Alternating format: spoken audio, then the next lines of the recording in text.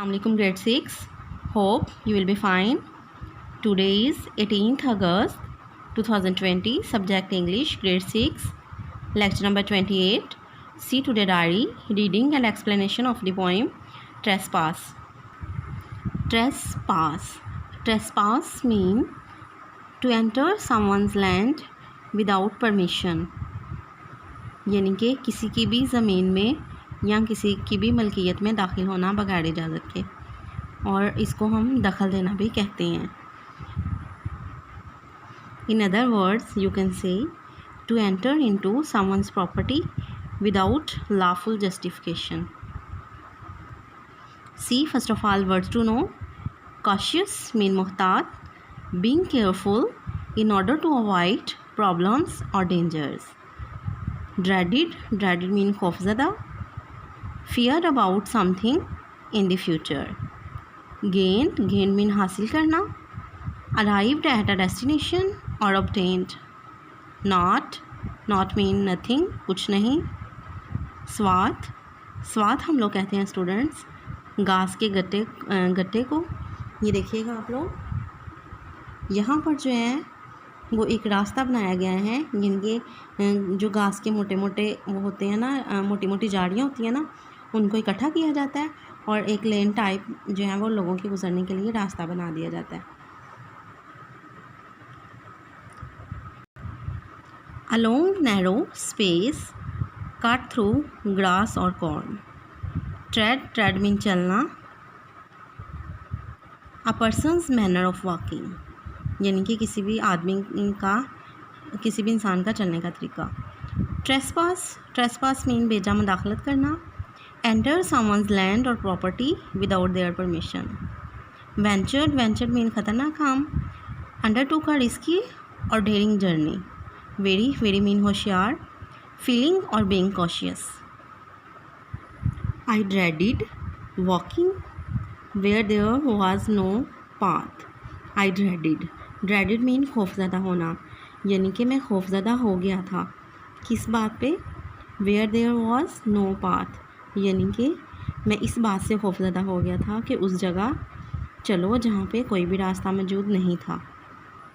Students, it may be these lines narrate the life of the poet, यानी कि हो सकता है ये पोइट की लाइफ को डिस्क्राइब करती हो, यानी कि वो अपनी लाइफ को डिस्क्राइब कर रहा हो. अपेरेंटली तो वो ट्रेसपास ही को डिस्क्राइब कर रहा है, लेकिन वैसे अगर देखा जाए तो मे बी जो है वो अपनी लाइफ से मायूस हो चुका हो, अपनी फैमिली फ्रेंड से कोई भी जो है वो उसे इम्पोर्टेंस ना देता हो. It may possible. And pressed with cautious tread the meadow swath. And pressed और मैं आगे बढ़ता. प्रेस्ड हम कहते हैं आगे बढ़ने को. विद कॉशियस यानी कि किसके साथ? एहतियात के साथ, यानी कि मुहतात होकर मैं आगे बढ़ता. ट्रेड कदम रखता. द मिडो स्वाथ हम लोग कहते हैं स्टूडेंट्स चरागा को मिडो कहते हैं, और स्वाथ हम कहते हैं रास्ते को, यानी कि जो रास्ता बनाया गया था, यानी कि जो रास्ता बनाया होता है उसके ऊपर से कहता है मैं एहतियात से आगे बढ़ रहा था, चल रहा था.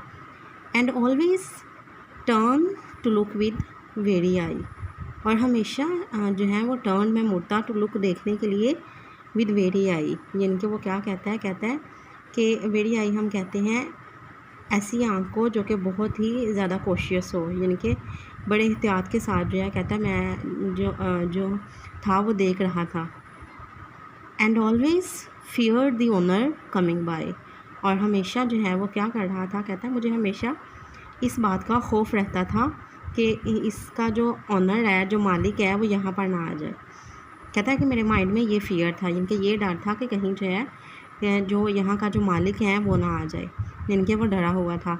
चल तो वो स्वाथ यानी कि रास्ते में से उसी रास्ते के ऊपर चल रहा था जो कि उन्होंने गुजरने के लिए बनाया हुआ था, लेकिन वो ये डर रहा था कि कहीं वहाँ ऑनर ना आ जाए और ये ना कहे कि आप जो है उनकी परमिशन के बगैर उनके खेतों में से गुजर रहे हो. Yet everything about where I had gone. कहते हैं येट एवरीथिंग, यानी कि इसके बावजूद जहाँ मैं गया था मैं आगे बढ़ता जा रहा था. appeared so beautiful I ventured on. Appeared so beautiful, कहते हैं कि वो जो है इनकी उन चीज़ों को बयान कर रहे हैं। कहता है वो बड़ी ही खूबसूरत जो है वो नज़र आ रही थी। आई वेंचर्ड ऑन, इनके ख़तरात के बावजूद जहाँ से वो गुज़र रहा था ना, तो कहता है कि वो चीज़ें मुझे बड़ी ही ब्यूटीफुल लग रही थी। And when I gain the road where all are free, और जब मैं मेन रोड पर आ जाता था, इनके कह रहा है कि एंड व्हेन आई गेन, इनके मैं हासिल कर लेता था the road where all are free.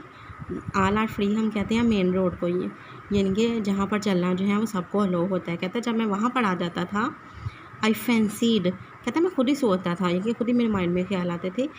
Every stranger frowned at me, यानी कि कहता है मुझे ऐसे लग रहा था कि जैसे हर कोई अजनबी जो है ना वो मेरे बड़े गौर से मुझे जो है ना वो देख रहा है, फ्राउन कर रहा है, यानी कि मुझे जो है वो घूर घूर कर देख रहा है।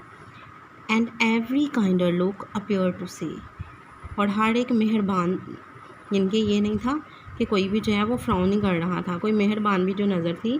कहता है अपीयर टू से, वो भी मुझे ऐसा कहते हुए लगती थी, you have been on trespass in your walk today. कहता है कि अगर कोई काइंडर लुक भी होती थी ना, यानी कि अगर कोई मेहरबानी अच्छी नज़र से भी देखता था, तो मुझे ऐसे ही लगता था कि जैसे वो मुझे कह रहा हो, you have been on trespass in your walk today, कि आज तुम जो है वो ट्रेसपास में से गुजर के आए हो, इनके जहाँ पर गुजरना मना है, चलना मना है। आई हैव ऑफन थॉट, मैं अक्सर सोचता, the day appeared so fine, यानी कि the day appeared so fine, यानी कि ये सारा कुछ कितना अच्छा लग रहा था। How beautiful if such a place were mine, और मैं क्या सोचता कि कितना ही अच्छा होता कि अगर काश कि ये जितनी भी खूबसूरत चीज़ें हैं ये सारी किसकी होती, मेरी होती। बट हैविंग नॉट, ऐसा कुछ ना मिल सका। आई नेवर फील अलोन, तो कहते हैं इसके बावजूद जो है कभी भी मैं तन्हा फील नहीं करता, यानी कि वो अपने आप को खुद जो है वो तसल्ली दे रहा है। कहता है कि ये सब कुछ हुआ लेकिन मैं कभी भी फिर भी अलोन फील नहीं मैंने किया। And can not use another's as my own, यानी कि पोइट जो था वो अपने दिमाग को बताने की कोशिश कर रहा था। कह रहा था कि मैं कोशिश करता हूँ कि अपने दिमाग को बताऊँ कि मैं अब किसी भी दूसरे इलाके में, यानी कि किसी भी दूसरे के इलाके में अपना समझकर नहीं घुसूँगा, यानी कि मैं वहाँ पर अपना समझकर नहीं जाऊँगा। This poem is written by John Clare. Okay students, revise this poem carefully. अल्लाह हाफिज़।